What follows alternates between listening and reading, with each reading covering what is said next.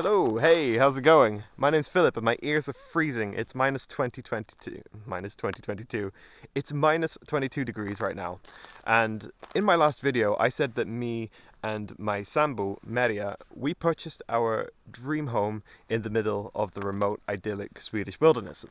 And the house is amazing. It's beautiful. It's rife with problems. This is our shed. This is our home, and what you need to know about the home is that it's 189 square meters, so I apologize for calling it a cabin in my last video. It's not a cabin, it is the opposite of a cabin, and it set us back 1.3 million kronor, which is the equivalent of blah blah blah blah blah.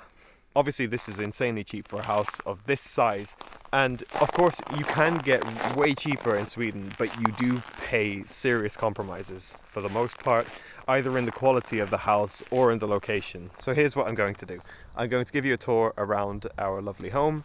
I'm going to show you what you can get for 1.3 million kronor. I'm going to talk about the renovations that we plan on doing to the house. We've only lived here for a couple of months, so very few renovations have been done. And I'm going to give you some things that you need to know before you actually move to Sweden, some helpful tips and some things that, yeah, you just really should know. So yeah, let's go. So the first thing you notice when you get into the house is this McDonald's looking staircase. And some people really like it, some people really hate it. And I'm in the latter category. I think it's absolutely gross, and as soon as I can change it, I will. But yeah, apart from that, it's a very nice looking landing, very cozy if it was actually warm, and yeah, so it's pretty decent. Here's something I don't trust. So the previous owner of the home has underfloor heating, and you'll understand why I'm skeptical of this as we go on. I'm not going to show you what's in the door because it's an absolute pigsty, but it's basically our first water boiler and some electric stuff. So yeah, everything electric, the fuse box and everything, that's controlled in this room alongside the water boiler. Also, here's a framed picture of Keaton, our cat. Although it looks like a photo, it's actually not. It's a painting by my sister as a housewarming gift, and I think it's absolutely amazing. So it's the first thing you see when you get into the house. Thank you, Amy. Now for the first year, we're going to have a very cold house because our chimney is not up and running. So right now, it's cold outside and it's cold inside. So this is the front room, and it looks a little something like this. This is considered our warmest house.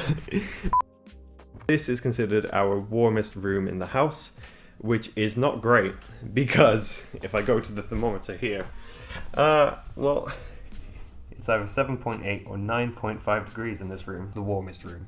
This is also the place where our plants have the best chance of surviving. Maria loves plants, and winter isn't treating them well. But to be honest with you guys, I don't really know what this room was originally intended for. I mean, there is an amazing looking old stove in the corner of the room, so I can imagine it's a room that gets pretty cozy. Especially when we get the chimneys up and running, this room will be super warm. And on top of that, we also have a luftvärme pump, air heating pump, which is a really common way to heat a house in Sweden, but not so much in England, at least in residential houses. I've seen it a few times in shops, but never really in actual houses. Now, right now, these windows are actually letting in quite a bit of air. They are double glazed, which is great, and they are, as far as we're aware, the original glass windows that came with the house back in 1904. At least that's what we think.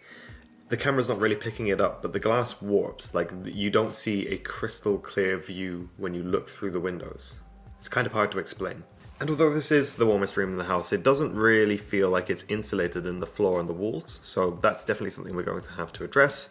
And some of you guys are going to be able to tell that the floor isn't actually treated. It's untreated wood, which means that, yeah, it looks nice, but it's not going to last. So clearly we need to go and protect the floor before it damages.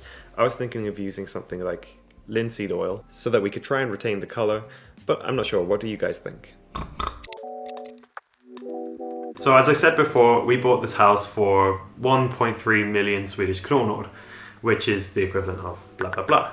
And compared to the prices that you can get a house for in Sweden, that's actually a little bit more expensive. Now, I can speak more on this topic if you'd like. I can make a whole video about it, but briefly, I've been living in Sweden since 2019. Maria is Swedish, and we've both lived in the south and we've lived in the north of Scandinavia. Finland's not a part of Scandinavia, the northern parts of the Nordic countries. So here's just a real quick overview of why we decided to pay a bit more for a house rather than what you can get a Swedish house for. First, we're further south where the housing prices are going to be a little bit more expensive. I think people underestimate just how long Sweden is. So if you were to travel from Malmö, which is a city in the south of Sweden, and then go all the way up to Haparanda, which is just at the top of the sea bordering Finland, that's an 18.5-hour journey minimum by car. And I also don't think that people really realize just how much more difficult the conditions get the further north you go. So we just wanted to be a bit further south where you still get the amazing 4 seasons, but it doesn't get as harsh. Like, it still gets cold. We had -27 2 days ago and it's been consistently below -20, but it's way more manageable. Reason 2, hardiness zones. So Medi has always dreamed of having a garden, and she's really good at growing stuff. Like, she has so many freaking plants. So zone 4 was as high as she would go. So this should be a kind of consideration for anyone who's looking to become self-sufficient, because the zone that you're in depicts how well you're going to be able to grow crops, and if you go too far north or if you hit too high of a zone, you'll be limited to what you can grow and the growing periods, I guess. Reason 4, we're not close to any major roads, we can't hear any cars, and it's also not close to any train tracks, which you have to be careful with when you're looking for a house, because we found some pretty perfect, ideal houses, only to find out that they're really super close to train tracks. Again, location, we are evenly situated between Stockholm, Gothenburg and Oslo, which is really awesome for us. Also, while we aren't super close to like hospitals and shops and all of those things, it's significantly more accessible than the majority of houses that you're going to find up north, which are going to be super remote, which is both good and bad. On top of this house could be used as a normal house. So it had running water, it had electricity, it had a waste system, so it was just a lot more convenient for us. And finally, I work in tech as a UX designer, so I needed good internet, and somehow this house has fiber, so yeah, that was just the cherry on top. So yeah, they're the reasons that we decided to pay a little bit extra to buy a house that really suited our needs. Here's our cat. She's really cold too, so she's been wrapped in as many blankets as possible, isn't that right, Gideon? Ew. And that brings us into the next room, which is the living room. It's quite a big room actually, I think it's around 2 meters to the ceiling. And on the topic of the ceiling, I'm not actually sure if this is the ceiling of the living room or the floor of the room above. It's just untreated wood. It's weird. But I guess you can tell that we haven't really started properly decorating the room. It's lacking a bit of character, shall we say. We're not really big TV people, we don't watch TV so often, but it does feel like something that would make the living room feel a bit less empty. At the very least, we have a corner of the living room being taken up by Media's knitting hobby. But having a big living room actually makes it pretty difficult to keep warm. Go figure.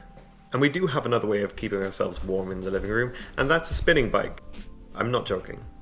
It's not very conventional, but it does work. Of course, you can see that we have a big fireplace in the corner of the living room, but as I said before, the chimneys are broken and they need to be fixed before we can use this as our source of heat. Let's talk about the chimney situation in Swedish houses, because it's important information, of course, and it's also information that's quite easy to gloss over, especially if you're not all that familiar with Sweden and Swedish housing, I guess. So when me and Maria purchased this house right here, we knew already that the chimney wasn't in use, that the house was being used as a summer cabin. And we know this because the previous owner was kind enough to let it be known. As far as I'm aware, this isn't information that is obligated to be passed on to the new owners of the house. You should be able to see in the property registry the last time that the chimneys were inspected or when they were sooted. So there's at least that. So we thought that it was going to be a simple, clear case of, get the chimney inspected, it will likely pass, then we can get the chimney sooted and go about our merry, warm-blooded lives. That was not the case. We made the mistake of not actually checking the attic space before purchasing the house. Oh my god, what the fuck did that? This is our chimney. I guess it wasn't so much a mistake, it was more so that, houses are quite hard to come by. This ticked a lot of our boxes despite the chimney, and we wanted to make a move quickly before someone else snatched up the house. Either way, we had no idea about the big giant freaking holes, plural, in our chimneys. Now, time isn't all that kind to chimneys that aren't in use. You know, they get filled with debris, birds tend to really like them for some reason, and, you know, eventually structural issues are going to occur. And this is also really important to know. When a chimney is not active and hasn't been used in a number of years, it isn't required to inspect the chimney alongside the rest of the house. So although an inspection was carried out on the house and the results were really good, especially for a house from 1904, the chimneys weren't part of the inspection. From what I've learned, and I hope I'm right, the rules for a fireplace would go something like this. If the fireplace is the primary source of heat for the space, a safety inspection needs to be carried out every 3 years. Now, if a fireplace isn't the primary heat source in the space, a safety inspection only needs to be carried out every 6 years. And in order to determine whether a fireplace is a primary or not a primary heat source in your space, it's basically calculated amongst how much wood it takes in order for you to heat up the space. So I'll link you to brandskyddskontroll control, fire safety control information page, and you can read up more about it. Next up, Petal Paradise. Now this place is a bit of a clutter. We have a freezer here, which is pretty redundant when the entire room is a freezer. Now we decided to call this room Petal Paradise. It's a pretty big room, and the reason that we decided to call it Petal Paradise was because it seemed like the absolute perfect place for Media to have all her flowers. She grows flowers and it gets crazy. So basically, it would be nice to have your own dedicated room for that sort of stuff. Turns out, it's not really a paradise for flowers in the winter, because this room often reaches -degrees. So I think this morning it was -2 degrees, and that turns from Petal Paradise to Petal Hellscape. This is where flowers go to die. So next, the heart of the house is the kitchen. So as you can tell, it's actually a really, really huge room, which is great for a kitchen, I guess. A bit too much room for us, but it's really hard to keep freaking warm. So -18.3 degrees outside right now, and it's 5.5 freaking degrees inside. It is horrible. But yes, this is the kitchen. It's very outdated, but at the same time, we have an old wood stove, which I absolutely can't wait to get working. None of our chimneys work at the moment, which I said before, and as soon as this is here, it will be a lifesaver. For now, we have electric.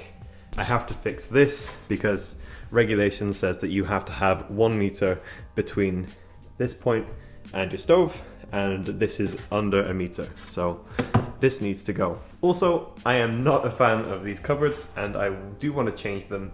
I'd rather have a finished draining cupboard here, which I'll put up on the screen right now. As well as this, look, there's just so many cupboards. I have no idea why we need this many cupboards. The fridge is in here while the freezer is in Petal Paradise, and look, it just makes a lot more sense for us to just get a fridge freezer and just put it here and then not have to deal with 2 separate appliances like that. And in this lovely door over here, we have a pantry, and it's a pretty cool one, but it is what it is. It's really cold, as all rooms are, and it just looks something like this.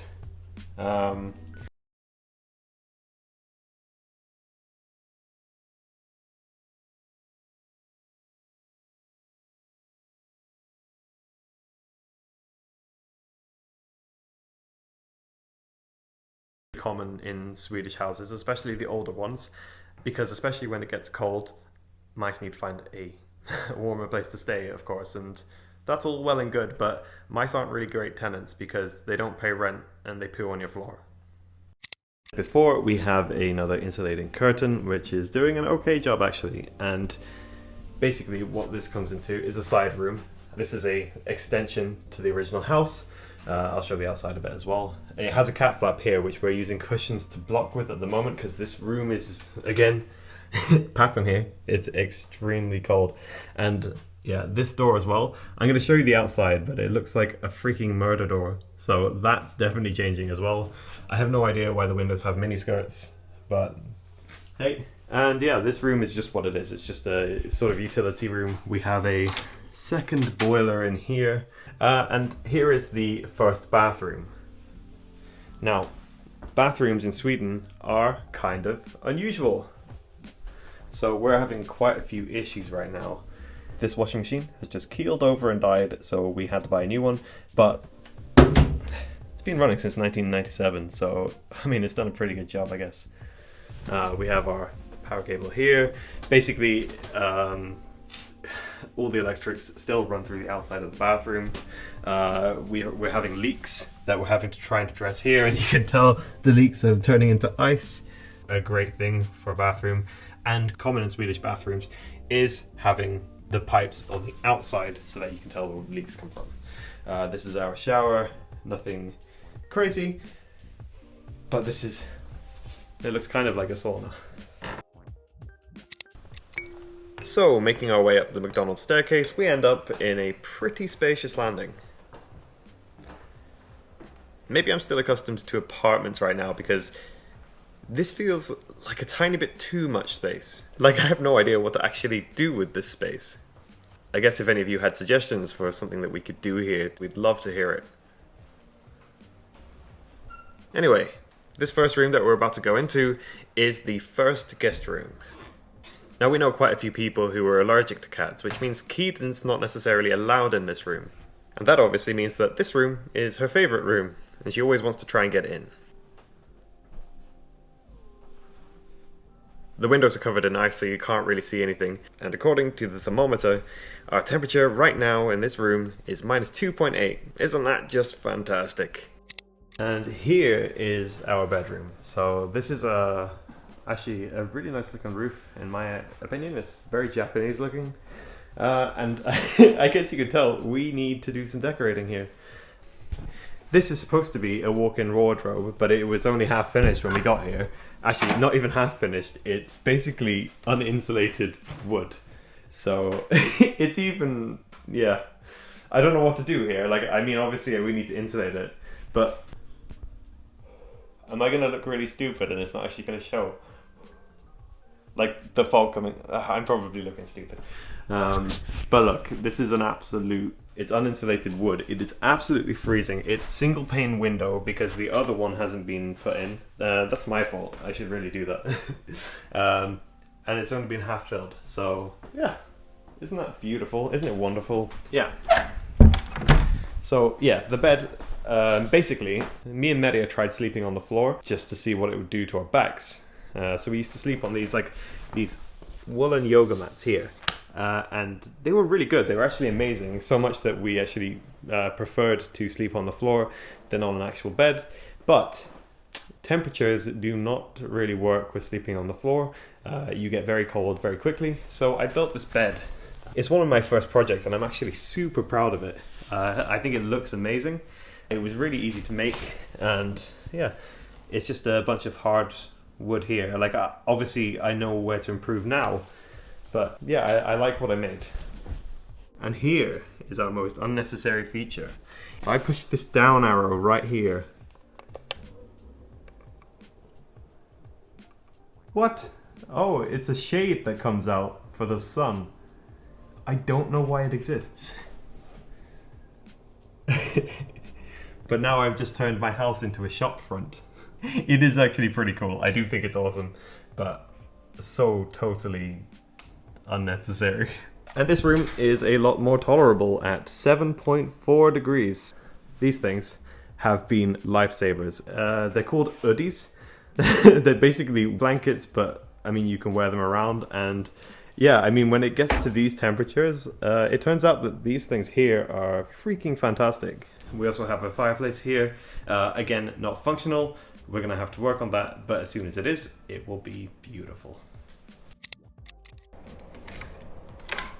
So, this is the bathroom right now. The roof looks pretty. It's just chipboard.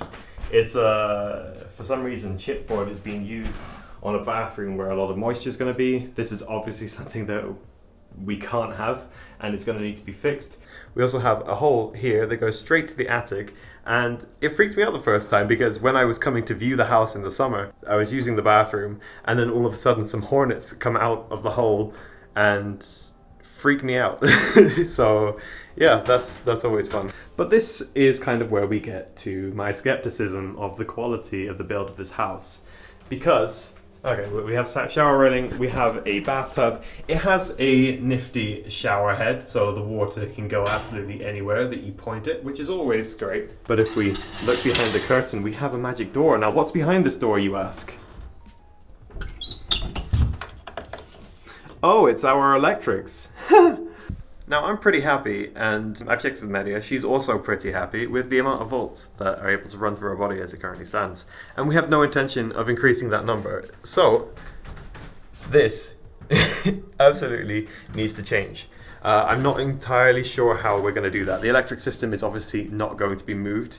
That's going to be expensive, really difficult to do, and something that I would not feel comfortable even trying. Obviously, this room was never intended to be a bathroom, and to be quite frank, I'm pretty scared of using it when there's an electric system right by the water.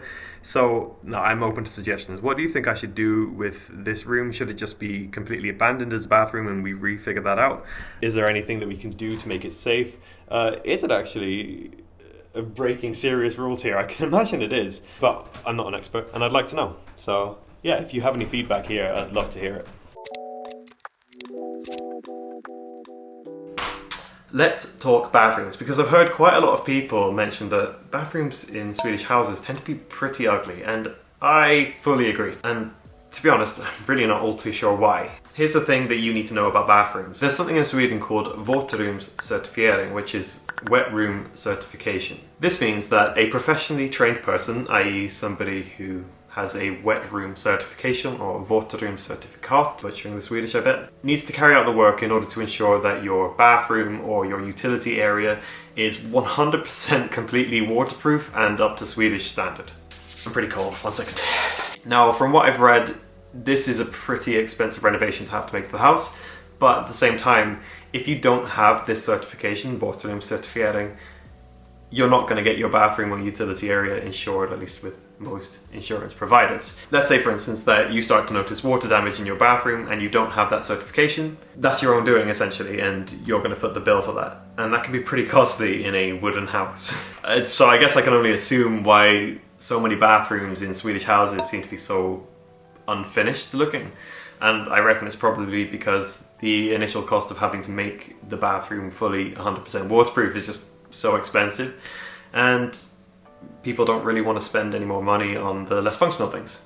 But I don't know, and I have no idea what the excuse is for our bathrooms, because there is absolutely no way that they are wet room certified, and they're both hideous. Hey there, looking good.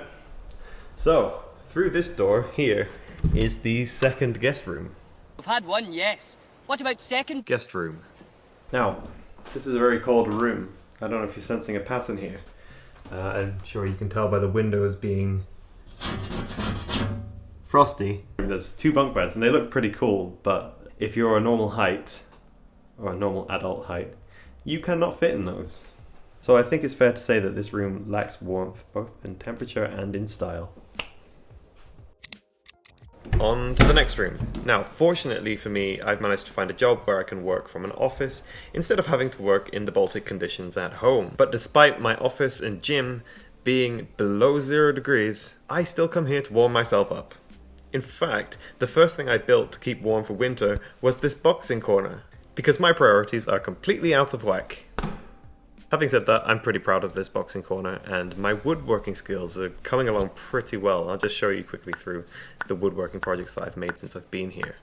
And if we go right through this door here, we find ourselves into the unfinished, uninsulated beginnings of a walk-in wardrobe. Now, this room might look fairly well put together, especially compared to the other walk-in wardrobe on the other side of the house. However, I really just wish that you could feel how cold it was through the screen, because this room is by far the coldest room in the house. And if we take a look at the temperature, oh holy mother of God, it's minus 14.2. Oh!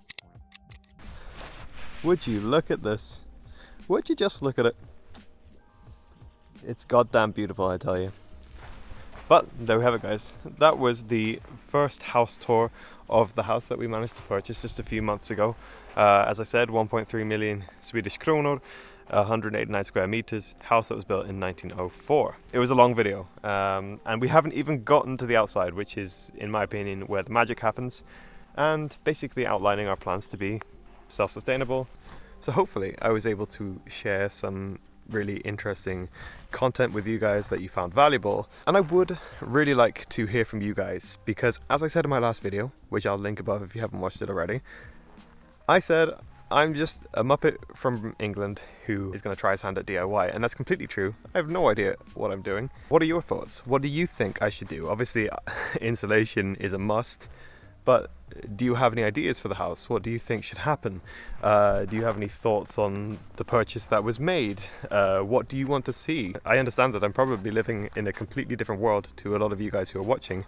So what would you like to see from this channel, from the videos that I start to create? As well as this, I know I pointed out a lot of the flaws of the house, and a lot of it's going to come across as a little bit negative, but I can assure you that's absolutely not the case. That me and Media love the house. We feel that we've found our dream house.